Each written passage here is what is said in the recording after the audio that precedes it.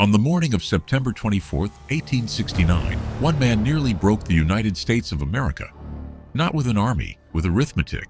He had quietly bought up the gold supply of New York, and since gold was what the entire economy settled its debts in, he briefly held the country's bloodstream in his hands. When the government finally struck back, the market collapsed in minutes. Thousands of investors were ruined. The shockwave crippled the economy for months, and he walked away richer. His name was Jay Gould. The newspapers called him the Mephistopheles of Wall Street.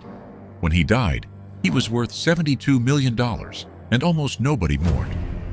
Within 26 years, the empire that money built was bankrupt. This is the story of the most hated man in American history.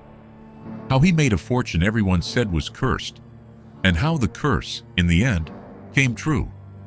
Here's the strange thing you'll see by the end.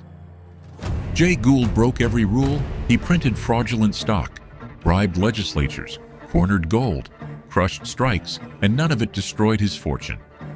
He died in his bed, one of the richest men on earth, having never spent a day in jail. What destroyed the fortune was something much more ordinary. He handed it to a son who had all of his father's ambition and none of his judgment. Within one generation, the railroads were gone. Within two, the money was scattered across failed ventures and French castles. The most cunning fortune in America couldn't survive the one thing no cunning can beat: inheritance. But to understand why the whole country cheered when it fell, you have to watch how it was built. Jason Gould was born in 1836 on a poor hill farm in the Catskill Mountains of New York. He was small, sickly, and clever in a way that unsettled people. He taught himself surveying as a teenager, mapped counties on foot, ran a tannery in Pennsylvania. And by his early 20s, he had discovered the place where his particular genius belonged: the stock market. His genius was this: he didn't see railroads as machines that moved wheat. He saw them as machines that moved stock prices. Everyone else fought over freight. Gould fought over the paper. In 1868, he announced himself to the world. Cornelius Vanderbilt, yes, the Commodore, from our first story, the most powerful man in American transport, moved to swallow the Erie Railroad. Gould and his partners fought him off with a weapon nobody had dared use at that scale: the printing press. Every time Vanderbilt bought Erie shares, Gould simply printed more of them. Fresh stock, poured into the market faster than even Vanderbilt's millions could soak it up. It was blatantly illegal, so Gould stuffed carpetbags with cash, took them to the state capitol, and bribed the legislature into making it legal. Retroactively, the Commodore, beaten for perhaps the only time in his life, reportedly summed up the lesson: never kick a skunk. You should meet his partner in the Erie War, because the contrast explains Gould. Jim Fisk was everything Gould wasn't: fat, loud, theatrical, draped in diamonds, mistress installed in an opera house he bought for the purpose. Fisk did the talking, Gould did the thinking. Wall Street feared Fisk and enjoyed him. Nobody enjoyed Gould. He was small, silent, dressed in black, with deep-set eyes. Men described the way you describe weather about to turn. Fisk died young, shot on a hotel staircase by his mistress's other lover, mourned by half of New York like fallen royalty. Gould absorbed the lesson: spectacle gets you loved, and shot. He chose silence. A year later came the Gold Corner, the scheme from our opening. Gould recruited the president's own brother-in-law to keep the White House asleep while he bought gold. The morning it peaked, gold hit 160. When President Grant realized what was happening and dumped $4 million of government gold into the market, the price collapsed to the 130s within minutes. They called it Black Friday. Brokers were ruined by the hundreds. The economy shuttered for months. Farmers watched crop prices crater. Gould, who had quietly sold before the peak, and whose allies included judges who could freeze any lawsuit, kept his winnings. Nobody went to jail. That was the pattern, and America learned it well. Whatever burned, Gould walked out of the fire. By his mid-40s, the spider had a web. Union Pacific, Missouri Pacific, the Denver and Rio Grande. By 1882, Jay Gould controlled roughly 15% of every mile of railroad track in the United States. He owned Western Union, the telegraph monopoly, the internet of its day, after gutting its stock price with rival companies until it surrendered to him. He controlled the elevated railways of Manhattan, the trains New Yorkers rode to work every morning, hated by the very passengers he carried. The Western Union campaign deserves 30 seconds because it was his masterpiece, a whole man in one trade. Gould wanted the telegraph monopoly. He couldn't afford to buy it at market price. So he didn't. He built and bought scrappy rival telegraph companies and used his railroads and his newspaper to squeeze Western Union's business and batter its reputation until its stocks sagged and its directors despaired.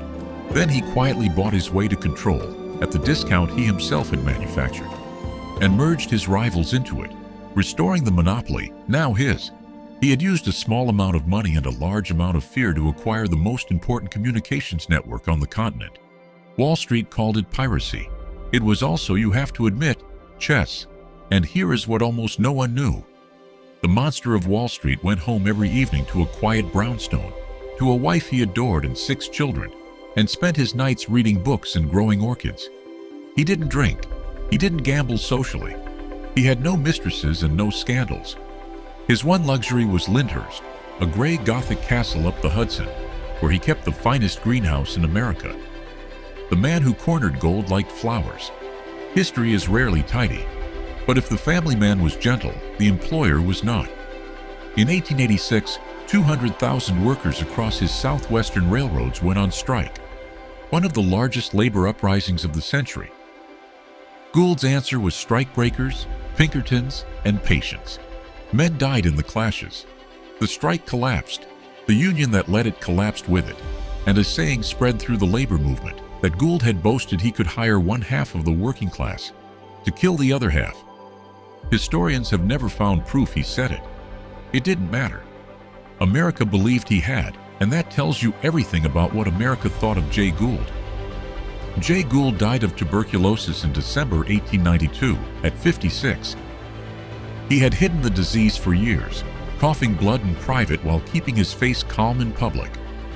Because if Wall Street had known he was dying, his stocks would have collapsed. He controlled his image until his last breath. His will was as cold and precise as his trades. $72 million, every cent to his 6 children. Not $1 to charity. The empire passed to his eldest son, George J. Gould. And George made the one bet his father never made. He bet on a dream.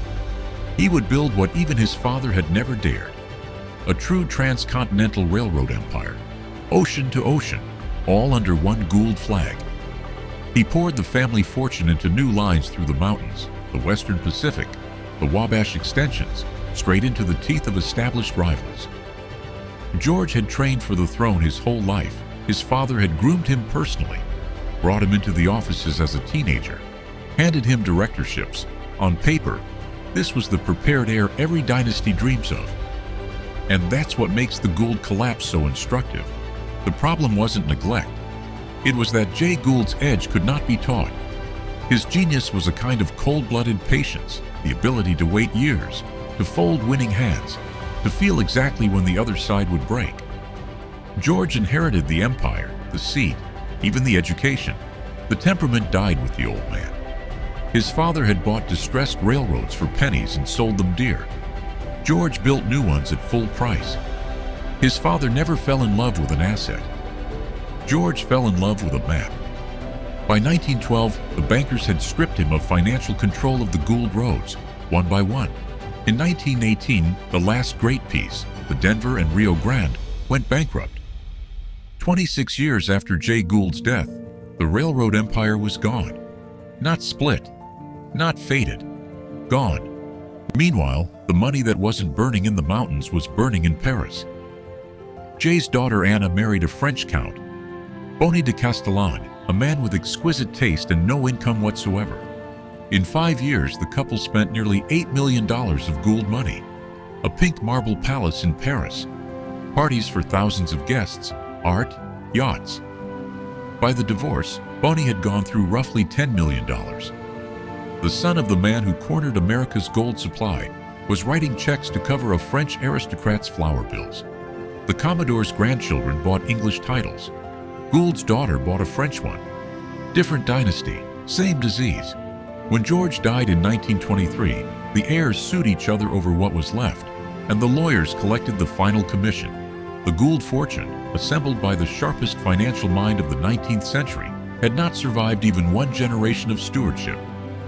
Now the honest question: was Jay Gould actually the devil? For a century the answer was obvious. Then historians started checking. The modern biography, Maury Klein's, argues the legend was largely manufactured by a hostile press, and the record backs part of that.